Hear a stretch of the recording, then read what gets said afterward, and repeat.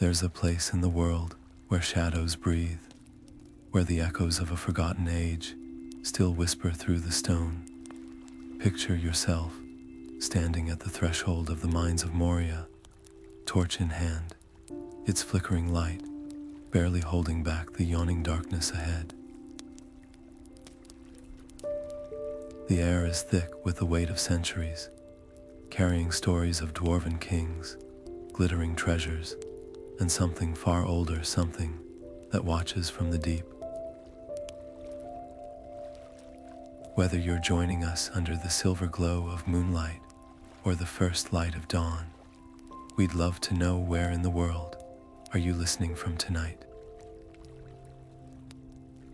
And as you settle in, tell us, what time does your journey into rest begin? Drop a comment below, because this isn't just a story, it's an experience we're sharing together. The Mines of Moria aren't just a setting from legend.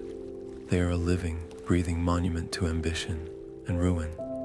Imagine the dwarves at their peak, carving halls so vast they could swallow cities, their chisels ringing through the mountains as they unearthed mithril, the precious metal that shone like starlight. But greatness often comes at a cost.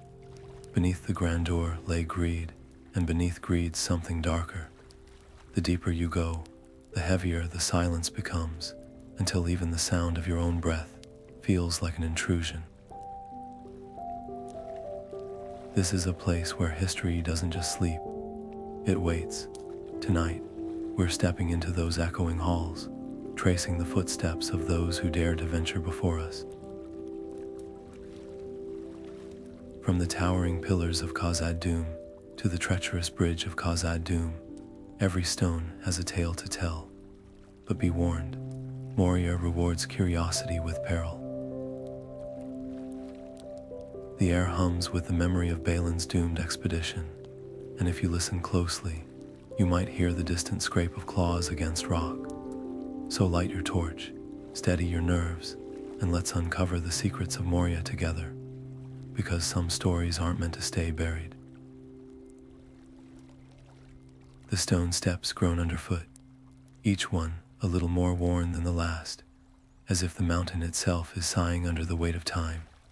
Your fingers trace the runes along the walls, deep, deliberate carvings that once bore the pride of dwarven craftsmen. Now they're rough with age, their stories half lost to crumbling rock. Just as you pause to decipher them, a breath of wind, cold and sudden, rushes past, snuffing out your torch in an instant. Darkness swallows everything. No glow, no ember, just the oppressive black of Moria's heart. Your pulse quickens, but you force yourself to listen. There it is, a skittering, something moving just beyond the reach of your senses. Is it the echo of your own steps, or something else? The air smells of damp stone, and something older, something untouched by sunlight for centuries. Every instinct screams to turn back, but the path behind you feels just as uncertain as the one ahead. So you press forward, hands braced against the walls, each step a gamble against the unseen. The runes under your fingertips might as well be a warning or a plea.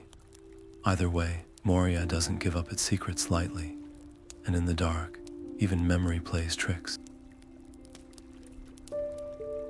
Was that passage always there? Did the ceiling just dip lower? The deeper you go, the more the mountain seems to breathe around you, alive in ways no dwarf hall should be. The flame sputters back to life, casting jagged shadows that twist like restless spirits along the walls.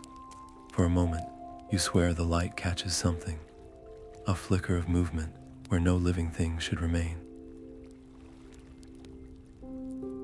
Then comes the sound, a murmur, low and rhythmic, as if the very stones are exhaling words. It's not one voice but many, layered over centuries, fragments of a language half remembered. The dwarves who once ruled here didn't just carve halls, they etched their triumphs, their sorrows, their warnings into the bedrock itself. Now, those echoes rise like mist, wrapping around you with stories of glory and downfall. One voice rises above the others, clear yet distant, recounting the day the drums sounded in the deep. The words aren't spoken, they are felt, vibrating in your bones as the memory of pickaxes falls silent, replaced by the scrape of claws ascending from black pits. The air grows thick with the scent of old blood and scorched stone. You could follow these whispers, let them guide you toward the heart of Moria's tragedy, where Balin's company made their last stand. But madness lingers in such places, where the past bleeds into the present, or you could shut your ears to it all, press forward into the silence. Yet even then, the weight of unseen eyes follows you. Moria never truly lets go. Every choice here is a bargain: knowledge for sanity, progress for peril. The torch trembles in your grip as the voices rise again, this time in a chorus of dwarven dirges, their mournful cadence pulling at something deep within you. To listen is to risk losing yourself. To ignore them is to walk blind into a tomb that never forgot its dead. The walls tighten around you, as if the mountain itself is waiting for your answer. The ground trembles beneath your feet as you emerge from the narrow passage, the heat hitting you like a forge's breath. There it is, the Bridge of Khazad-dûm, a slender arch of stone spanning an abyss, so deep the darkness seems to swallow the torchlight whole. The air shimmers with rising heat, and the distant roar comes again, rattling the broken pillars around you. This isn't just a crossing, it's a trial. The bridge's edges crumble at the slightest touch, its once mighty dwarven craftsmanship now weathered to fragility. One misstep, and the chasm waits with open jaws. Time stretches thin. Behind you, the scrape of something massive echoes through the hall's claws scoring stone, a guttural snarl that sends a primal chill down your spine. The stories rush back, Durin's bane, the nameless terror that drove the dwarves from their kingdom. Every instinct screams to sprint, but the bridge groans in protest, shedding pebbles into the void with every hurried step. Caution could mean death, speed could mean collapse. The choice isn't just about crossing, it's about what you're willing to leave behind. A dropped pack, a final glance back, the weight of stories untold pressing heavier than any pack. Then the decision is made for you. A blast of heat rolls through the chamber, and the roar becomes a deafening bellow. The shadows at the far end of the bridge stir. Something moves there, something ancient and furious. The stones themselves seem to recoil as a glow, deep and terrible, pulses in the darkness. Now running isn't recklessness, it's survival. The bridge quakes underfoot, cracks spider webbing across its surface as you race against the crumbling stone and the thing that follows.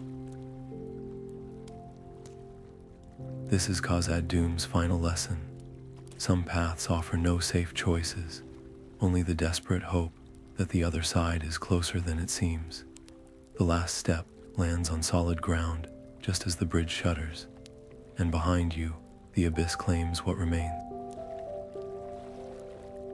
The torchlight catches the edge of something metallic, throwing shards of reflected gold across the walls. You've stumbled into an armory untouched by time. Rows of axes, hammers, and swords rest on stone racks, their blades still sharp, their hilts wrapped in leather that hasn't cracked with age. It's as if the dwarves who forged them stepped away only moments ago, expecting to return. The air hums with a strange energy, and then it begins. The clash of steel, the shouts of warriors, the the thunder of a battle fought centuries ago. The sounds wrap around you, so vivid you can almost see the ghostly figures locked in combat, their shadows flickering against the walls. One weapon, in particular, draws your eye, a dagger with a pommel shaped like a snarling beast, its edge gleaming as if freshly honed. It would be so easy to take it, to feel the weight of dwarven craftsmanship in your hand, but the moment your fingers brush the hilt, the phantom noises stutter. A new sound rises, a slow, rhythmic drumming from somewhere deeper in the mines, answering your touch. The air grows heavier, thick with the scent of hot metal and something primordial, like the breath of a sleeping giant disturbed. Do you arm yourself, trusting in steel to protect you from what lies ahead, or do you step back, leaving the past, and whatever guards it, to its restless slumber? The dagger seems to pulse in your grip, as if alive with memory. To take it is to claim a piece of Moria's fury. To leave it is to walk unarmed into a darkness that has already swallowed armies. The echoes of battle fade, replaced by a silence that feels like judgment. The choice is yours, but remember, in these halls, even a single blade carries the weight of history. And history here has teeth. The water laps against the stone shore with an unsettling rhythm, too regular to be natural, almost like breathing. You freeze, watching as the ripples widen, circling outward from something just beneath the surface. The lake stretches black and endless, its depths hiding shapes that might be rocks or might not be. Then it happens. A slow, deliberate movement, a shadow uncoiling beneath the water, massive enough to send a current lapping over your boots. Your breath catches. The Watcher isn't just a story. It's here, and it knows you're here too. Every instinct screams to back away, but the path behind you crumbled long ago. Your only choices are the shoreline's treacherous curve, or the water's edge, where slick stones threaten to betray your footing with every step. Then there's the other option, the reckless one. A single stone, hurled into the lake's center, might buy you time. The creature could chase the disturbance, leaving you just enough of an opening to slip past. Or it could turn its full fury on you, turning the water into a churning nightmare of tentacles and teeth. The air smells of damp rot and old secrets, thick enough to coat your tongue. Somewhere in the dark, water drips like a ticking clock. You crouch, fingers closing around a loose rock. It's heavier than expected, its weight a reminder of the gamble you're about to take. Throw it, and you're playing with forces older than dwarven kingdoms. Stay silent, and you're trusting your life to a predator's patience. Your pulse hammers in your ears as you weigh the story's tales of travelers who vanished without a splash, of ripples that grew into waves, of something in the deep that never forgets a face. The rock grows slick in your palm. One deep breath, one choice. The water watches back. The torchlight flickers across the rune-carved doors of the chamber of Mazarbal, their heavy iron hinges groaning as you push them open. Inside, the air is thick with the scent of old blood and scorched stone. This isn't just a tomb. It's a battlefield frozen in time. The walls bear the marks of axes and claws, deep gashes that tell of a fight that raged until the last breath.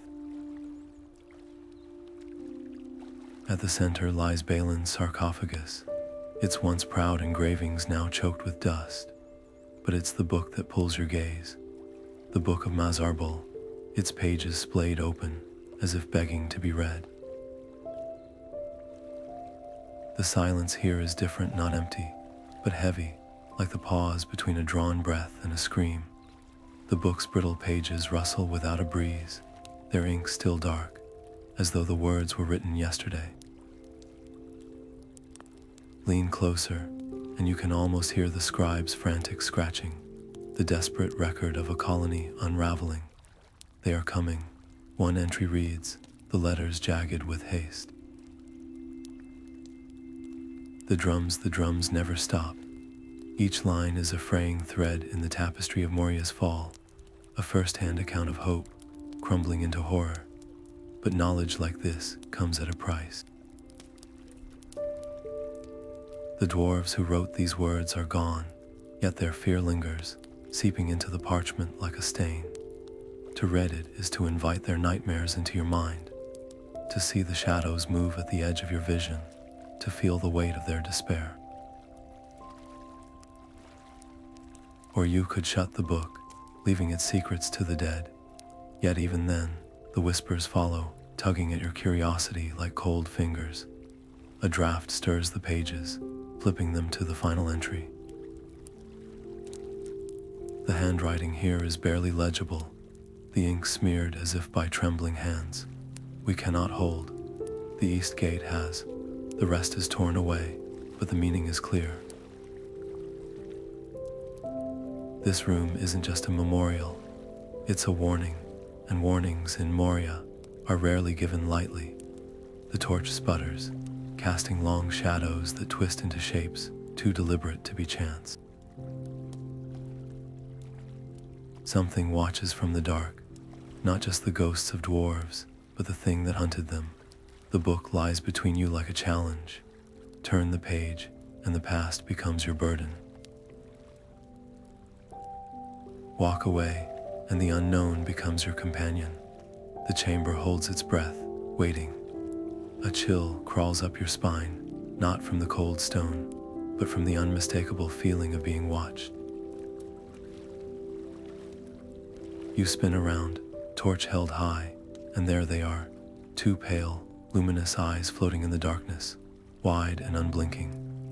They vanish the instant your light touches them, only to reappear a few paces away, bobbing slightly with the rhythm of ragged breathing. Then comes the voice, a hiss that slithers through the cracks in the rock. Curious, precious, so bright, so bold to come here, yes. The words are broken, half-formed, as if spoken by a throat long unused to language. Your grip tightens on the torch. Every muscle tenses with the primal urge to run, to put as much distance as possible between you and those gleaming eyes. But something holds you still the way the voice trembles, not with malice, but with something eerier, recognition. It knows this place. It remembers the mines when they thrummed with dwarven hammers, when the halls glittered with mithril. And now it watches you with the hunger of a creature that has been alone too long. Do you step forward, daring to shine your light full on the figure crouched in the shadows? Or do you edge backward, trusting the darkness to swallow you before it gives chase? The eyes blink slowly, then dart to the side, following some unseen movement. Nasty tunnels, the voice murmurs, full of tricks, full of teeth. It's a warning or a threat. You can't tell. The air between you hums with tension, thick enough to choke on. Then, a scrape of bone on stone. The eyes dip lower, as if the thing is crouching, preparing to spring, or to flee. Your pulse hammers in your ears, drowning out the distant drip of water. One wrong move, and the fragile balance shatters. But indecision is just as dangerous. The mines have a way of turning hesitation into regret. The torch gutters, casting long, wavering shadows that twist like living things.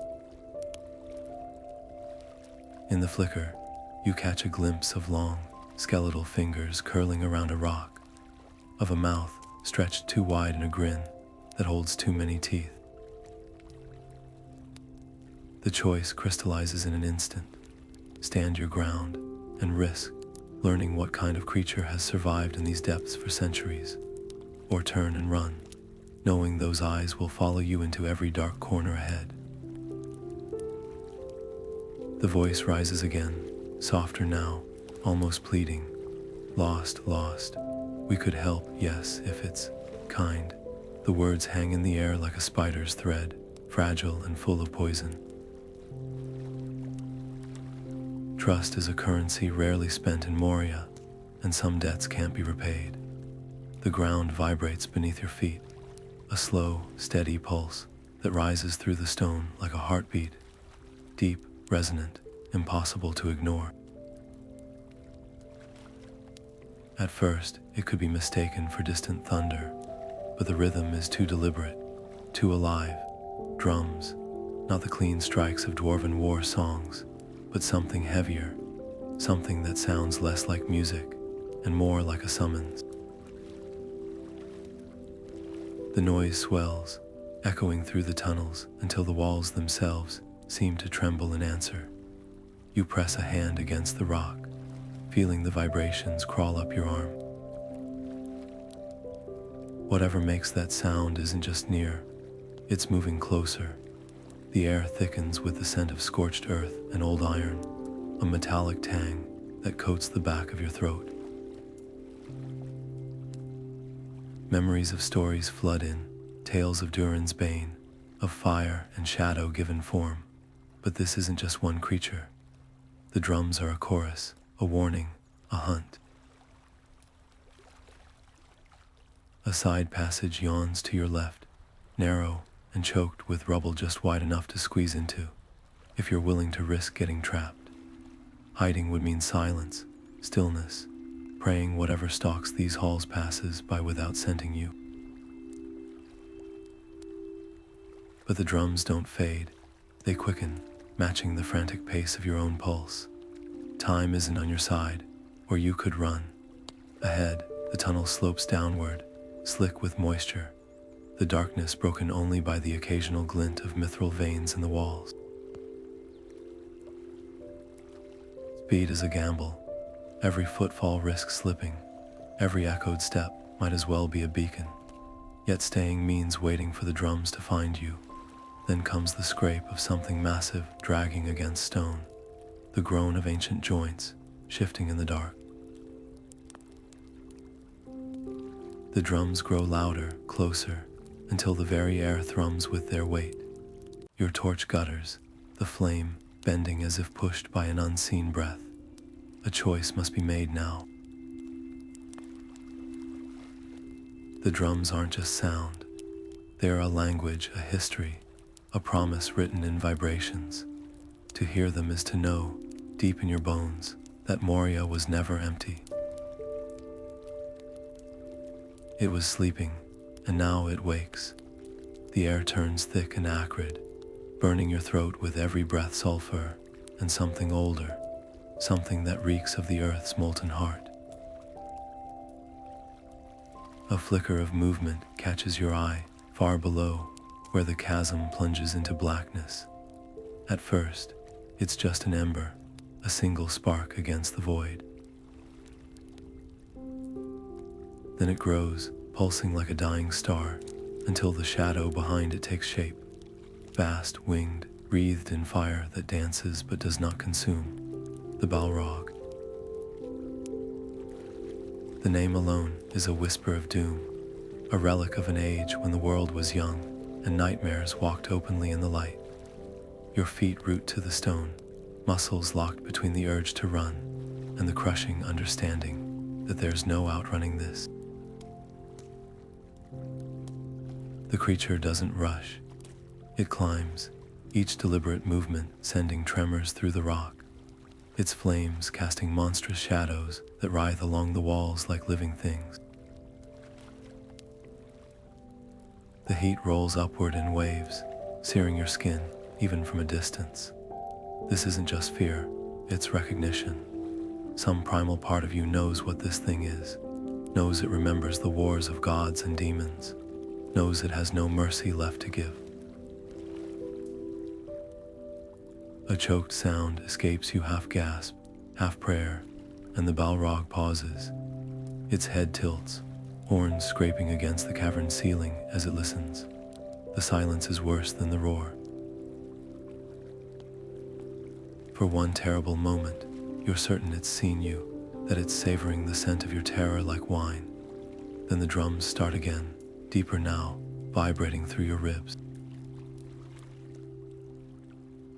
They are not just noise, they are a countdown.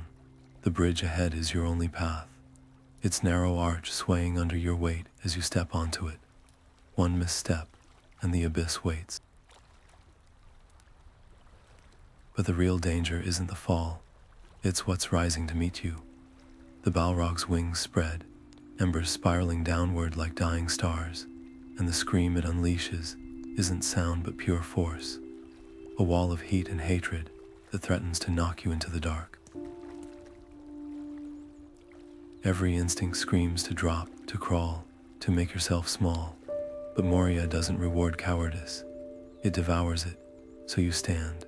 The firelight glints off something at your belt. A blade, a talisman, maybe just a scrap of courage. It doesn't matter. What matters is the step you take next, forward into the furnace wind, because some doors, once opened, can't be closed. The Balrog's eyes lock onto yours, and in their depths, you see the truth. This isn't your end. It's your test, and Moria never lets anyone leave unchanged. The wall gives way under your fingertips. Not a crack, but a deliberate gap, the edges worn smooth by hands that came before. The secret staircase reveals itself in fragments. A narrow ledge, a handhold carved just wide enough for desperate fingers, a void below that swallows any dropped stone without a sound. This is no dwarven thoroughfare. It's a last resort, a path for those who'd rather gamble with gravity than what pursues them. Cold air funnels upward, carrying the scent of damp moss and something faintly metallic. The steps are uneven, some crumbling at the edges, others slick with condensation. Every shift of your weight sends a pebble skittering into the abyss, each tiny clatter echoing like a shout in the suffocating silence. Behind you, the drums have faded, but the absence is worse. It means whatever followed has stopped to listen. Halfway up, your foot slips. For one heart-stopping moment, you're suspended between salvation and the drop, fingers gouging into the rock as your legs scramble for purchase. The staircase seems to pulse beneath you, as if the mountain itself is testing your resolve. A distant scrape of claw on stone drifts up from below, too close to ignore. The choice crystallizes: climb faster and risk the noise, or freeze and hope the thing loses interest. Then comes the whisper, not from behind, but from the walls. Faint dwarven runes glow where your hand brushed them, their pale light revealing words etched in haste. Beware the false step. One reads, another, higher up, the air lies. The warnings aren't just carved, they're breathed into the stone, a last gift from those who knew these stairs were never meant for escape. They were meant for survival. And survival in Moria is a language written in tremors and trust. The higher you climb, the thinner the air becomes, each gasp burning like you're breathing embers. The staircase narrows until the walls press against your shoulders, the rock warm and oddly yielding, as if the mountain is resisting your passage. Then, just as the darkness threatens to swallow the last of your courage, a draft brushes your face. Fresh, sharp, unmistakable. It's the scent of open air, of freedom, but Moria's gifts are never free. The draft carries another sound with it, the creak of ancient hinges, the groan of a door left unopened for centuries. Whatever waits at the top of these stairs, it isn't just an exit, It's an invitation, and in these mines, every door opens both ways. The gleam hits you before your eyes adjust, gold coins piled waist-high, spilling from cracked chests, scattered across the floor like fallen stars.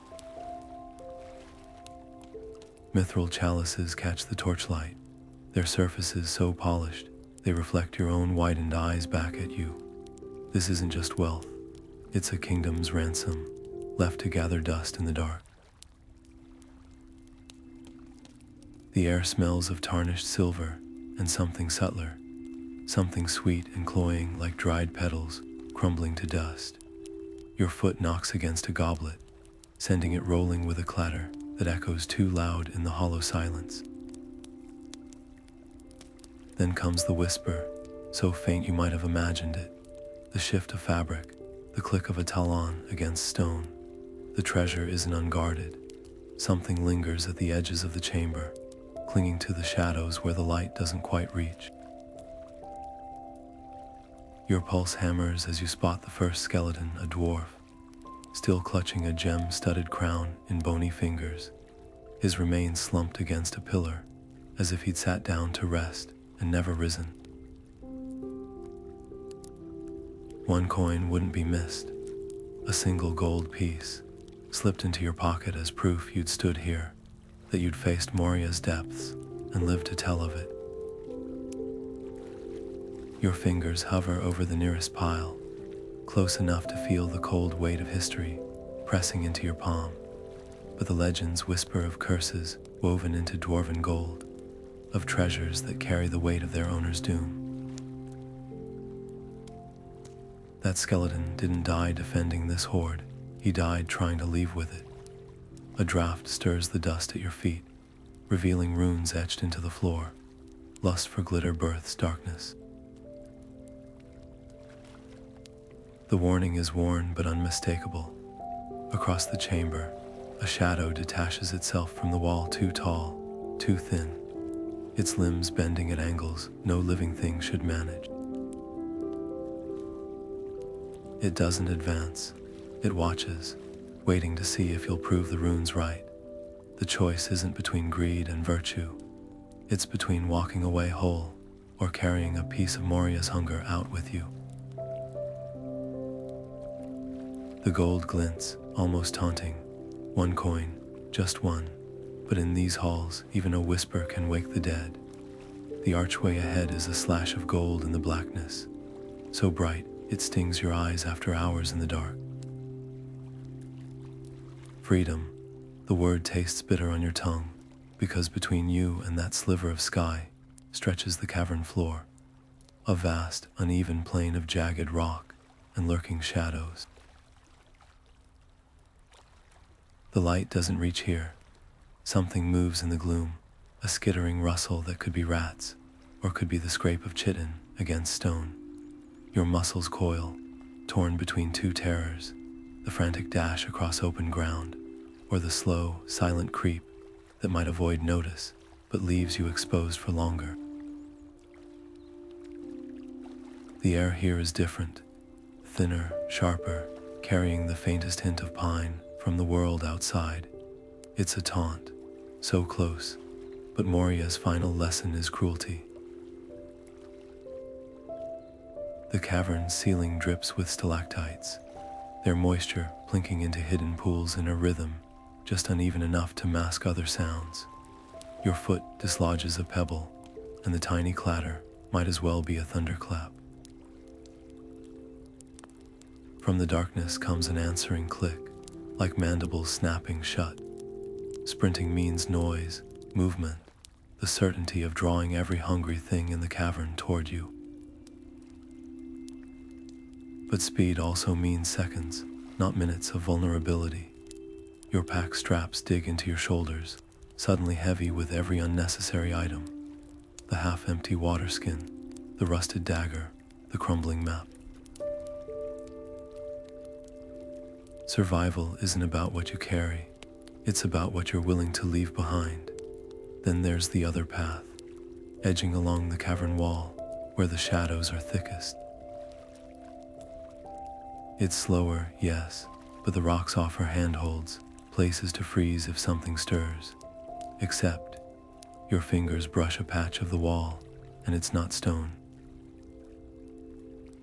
It's webbing, sticky and old, strands as thick as rope, stretching into the dark. The realization hits like ice water. This isn't just a cavern, it's a larder. A draft snakes through the tunnel, carrying the scent of damp leaves and sunlight. The archway beckons, a promise written in light, but promises in Moria are written in blood. The choice isn't just about escape, it's about what kind of story you'll be. The fool who ran, the coward who hid, or the one who stepped into the dark and learned its secrets. The webbing trembles under your touch. Something stirs, time's up. The gate looms before you, its massive iron surface etched with dwarven runes that seem to writhe in the torchlight.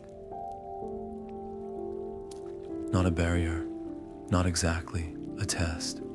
The carvings form a riddle, their letters worn but legible, each word heavy with the weight of centuries. Speak, friend, and enter. The inscription reads, though the words feel incomplete, like the first line of a verse begging to be finished.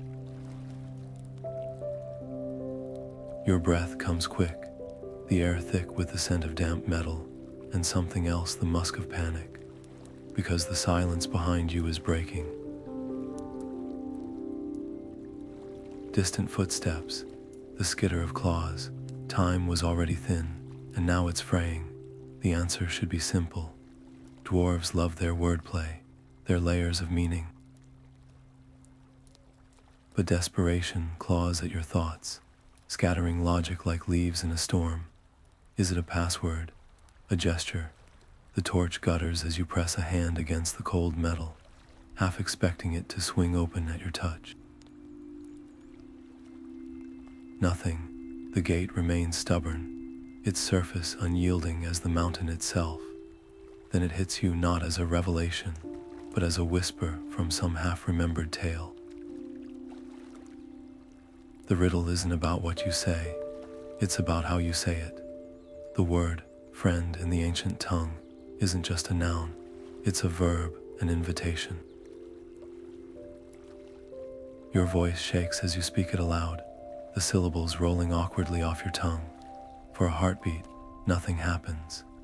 Then, with a groan that shakes dust from the ceiling, the gate begins to move. But Moria doesn't reward haste. The gap widens just enough to slip through, if you're willing to leave your pack behind, to squeeze into the unknown with no guarantee of what waits on the other side. The footsteps grow louder. Something laughs in the dark, a sound like cracking stone. The choice crystallizes. Abandon your supplies, your tools, every tangible piece of safety, or stand and fight with a gate at your back. The gap narrows almost imperceptibly, as if the mountain itself is impatient. Wit got you this far. Desperation might be all that's left. The gate groans like a living thing, its ancient hinges protesting as the gap between salvation and ruin narrows with terrifying speed. The drums aren't just loud now, they are inside your skull, pounding in time with your racing heart. Each beat a reminder that the things chasing you don't tire, don't hesitate, don't forgive. The opening is barely wider than your shoulders, and the darkness beyond is a void, offering no promises. But the darkness behind you, that one has teeth. One deep breath, one reckless lunge. The world narrows to the scrape of iron against your back, the searing pain as the gate clips your side, the sudden, weightless terror of stumbling into the unknown. For a heartbeat, you're suspended between two nightmares, trapped in the jaws of the gate, or left to face what follows. Then momentum carries you through, and the gate slams shut with a finality that shakes the earth. The sound is worse than the silence, because now there's no going back. The air on this side is different, colder. thinner, laced with the sharp scent of snow from some distant peak. But the relief is short-lived. The drums haven't stopped. They've changed. No longer a chase. They are a dirge now, a slow, mocking rhythm that seems to say, "You've won nothing." The mountain always wins. You press a hand to the gate's pitted surface, half expecting it to shudder under the weight of something throwing itself against the other side. But there's nothing, just the drums, fading like a heartbeat, slowing to stillness.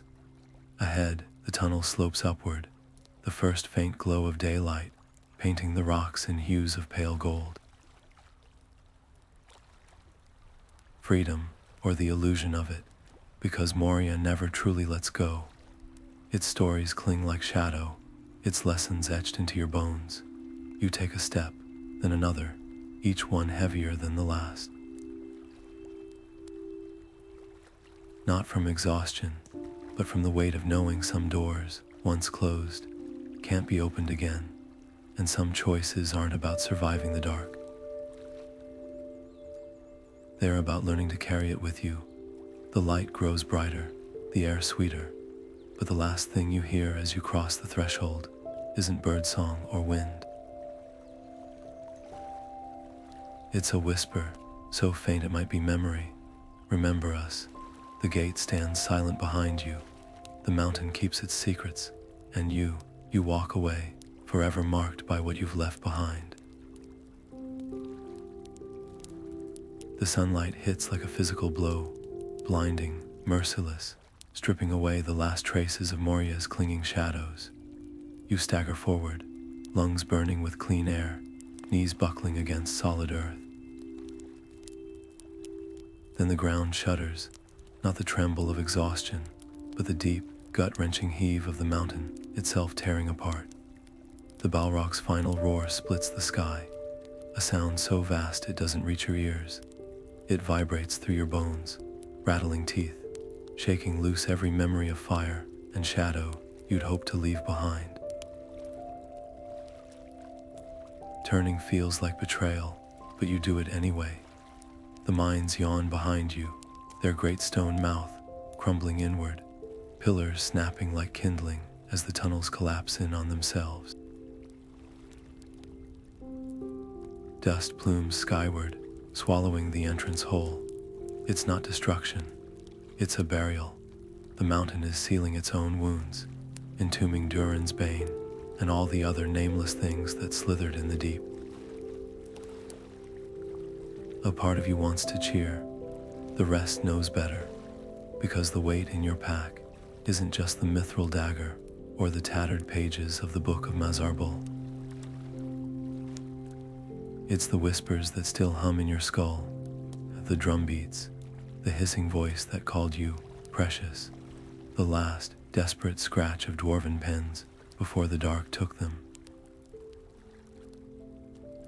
You rub your fingers together absently, half expecting to find them coated in that same ancient dust. The sunlight doesn't warm them, not really. A breeze kicks up, carrying the scent of pine and something else, something sweet and green, alive in ways Moria never was. It should feel like victory, but as you take your first step away, the hairs on your neck prickle. The mountain isn't done with you, it can't be, because the real horror of Moria was never the monsters. It was the way the darkness made sense after a while, the way your eyes adjusted, the way, even now, part of you misses the certainty of those tunnels, the way every terror there was at least familiar. The path ahead winds downhill, dappled with sunlight. Somewhere beyond those trees, there are firesides and laughter and people who have never heard drums in the deep. You'll reach them, you'll tell your story, but the words will stick in your throat when you try to explain how, sometimes, in the quietest hours of the night, you still feel the weight of those stone ceilings pressing down. How you wake gasping, not from nightmares of claws or fire, but from dreams where you're back in the dark, and it welcomes you like an old friend. The mountain collapses one last time, a final, thunderous sigh. You don't look back again. You don't need to. Moria's lessons are carved into you now, deeper than any rune. And the thing about tombs, they're only silent until someone foolish enough, or brave enough, digs them open again. The wind howls across the valley, sharp as a blade, stripping away the last clinging sense of damp stone and old iron. You stand there, boots sinking into soft earth instead of unforgiving rock, your fingers curled around the relics in your palm. A tarnished dwarven coin, a shard of mithril no larger than a thumbnail, a page torn from the Book of Mazarbal, its ink smudged but its warning still legible. Proof, that's what you tell yourself. Proof you were there, proof you made it out, but the weight of them feels all wrong. They're too light, too small. Like trying to hold the ocean in a cupped hand. The artifacts should be comforting, solid, a reminder that Moria's horrors are buried now, sealed beneath tons of rubble. Yet when you close your eyes, the darkness behind your lids isn't empty. It's alive with movement, the flicker of torchlight on wet stone, the scuttle of something just beyond sight, the slow, rhythmic pulse of drums that never truly fade. The worst part, you miss it. Not the terror, not the suffocating dread, but the certainty. Down there, every choice was life or death. Simple, clean. Out here, the world is a cacophony of color and noise, and none of it makes sense anymore. A gust tugs at the page in your hand, threatening to carry it away like the mountain is demanding its story back. You tighten your grip. Foolish, the words are already etched into you, seared into your thoughts worse than any brand. They are coming, the scribe had written. Had he felt it too, that awful mix of relief and guilt, when the end finally arrived? The shame of being the one who lived. The sun dips behind the peaks, painting the snow in hues of blood and gold. Beautiful, wrong, beauty feels like a betrayal when you know what lies beneath it. You could toss these relics into the river, let the current carry them to someplace softer. But you won't, because the truth is, you didn't escape Moria. You carried it out with you. Every night when the fire burns low, you'll see the glow of Balin's tomb in the embers. Every creak of a floorboard will be the groan of the Bridge of Khazad-dûm, and when the wind stills, you'll strain to hear those drums again, because forgetting would be worse. The artifacts go into your pocket, not as trophies, but as tombstones. The mountain silence is a lie. Some doors stay shut, others are merely waiting. And you walk away, but never truly leave. The road ahead is long, the sky too wide, and the weight in your pack is more than metal and parchment. It's the knowledge that some shadows never lift. They just learn to walk beside you. Years have passed since your boots last touched Moria's dust, but time does little to soften the memories. The story you tell now, polished by repetition, softened by firelight, is a thing of shadows and half-truths. Children lean in, wide-eyed, as you describe the Balrog's wings of flame, the skeletal fingers of the watcher in the treasure hoard. Their gasps are satisfying, their shivers delicious, but they don't hear the omissions. The way your voice catches when you reach the Bridge of Khazad-dûm, or the way your fingers still twitch toward a dagger that isn't there. The campfire crackles, sending embers spiraling into the night like the sparks from Durin's bane. Someone always asks the same question: did it really happen? You smile, slow and knowing, and let the silence stretch. That's the trick with legends. The more you tell them, the less they belong to you. The mines become a metaphor, the monsters mere symbols. But when the fire burns low and the others retreat to their bedrolls, the old fear creeps back, because you know, the drums never stopped. Oh, they're quieter now, thrumming just beneath the edge of hearing, easy to mistake for wind or a distant rock slide. But some nights, when the air is too still and the stars too bright, the rhythm syncs with your pulse. That's when the dreams come. Not dreams, really, but visitations.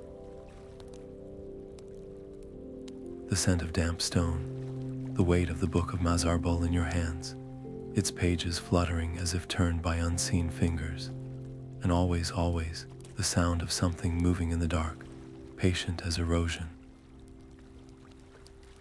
You've tried to outrun it, moved south, where the sun bakes the earth too hard for ghosts, taken up trades that leave no room for brooding, blacksmithing, shipbuilding, anything that demands fire and noise. But the mountain's pull is gravitational. However far you wander, the whisper remains, we are still here. The rationalizations come easily.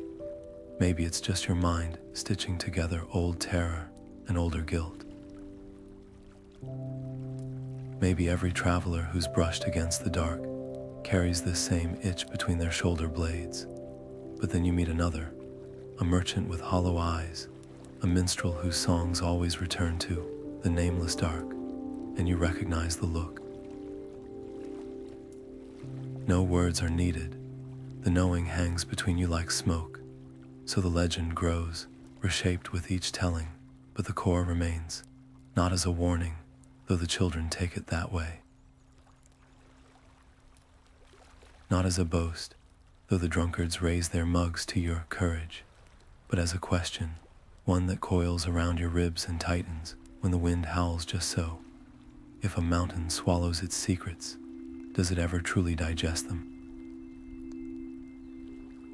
The fire dies, the stars wheel overhead, and far, far below, or perhaps much closer than that the drums echo, waiting, not for you, not anymore, but for the next curious soul, the next set of hands foolish enough to pry open a door better left rusted shut.